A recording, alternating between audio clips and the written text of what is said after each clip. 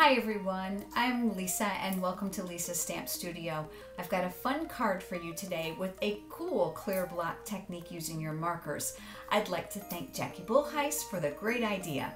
This is the card that we're going to be making, and it's simply markers with a little water that creates this beautiful spectrumed watercolor background. Remember, everything can be purchased in my online store at the address above. And make sure that you subscribe to my YouTube channel so that you don't miss any of the videos I've got coming up. Come on over, let's get started on stamping. This is such a simple project. You're going to love the results. I'm using the white note cards and the envelopes. Great buy. You get 20 of these in a package. US price is $5.95. They're already even pre-scored. I did take my bone folder and go over it a little bit just so that when it's finished I'll have a nice clean crisp line there. Now you can stamp obviously the landscape or the portrait way. I'm going to do portrait, and you're going to need a clear block. I'm using the D block, and you're going to need a spectrum of color. I'm going to start with the Tempting Turquoise first at the very bottom. You're going to want to use the thick end of your marker. The Stampin' Up! Markers are labeled. One end is the pen, one end is the brush. So you want the thicker or the brush end for this technique. Rather than scribbling like this, I'm going to recommend that you line it using the side of your marker. So I'm going to just scribble color right on top of this clear block.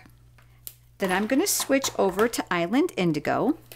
And I'm going to go over what I've just done just a little bit so it kind of bleeds together. And then next is Perfect Plum. Now if you're worried about that blue getting into your marker, all you have to do is take a scrap piece of paper and just, wipe it off just to make sure. Next, I have Tango. Now I'm going to actually turn my block, which I found much easier to do with my hand, and do the same thing. Now, you're probably saying, now for sure that purple marker is getting on there. And see, since I wiped it off, it's fine. Last but not least is the real red. The next step is to spritz it.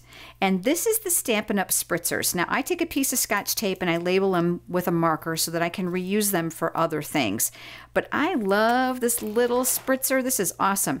Unscrews, just going to put tap water inside.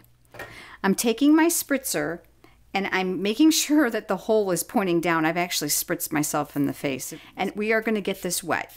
You're going to want to be careful that you don't oversaturate it, because I'm going to show you what happens when you do. So I'm going to put this right top of my note card. You're going to notice too that I opened the note card flat. I found that it's easier for me than fighting with that crease. And you're going to push. So it's allowing the water to seep through the colors. No two of these are going to look the same.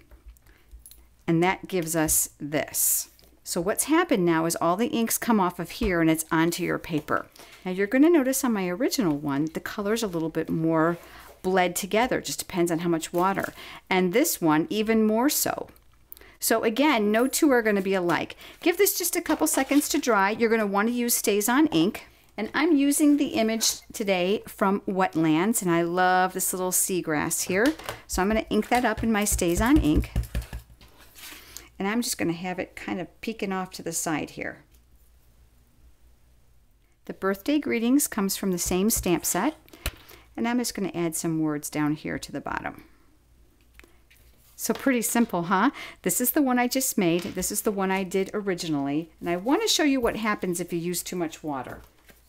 See, I dribbled just a little bit when I lift up the block. So this will give you an idea of what clear block stamping is all about to create the variations of tone. Thanks for joining me today. Remember, you can shop in my online store at my blog, and I look forward to seeing you next week for another video tutorial.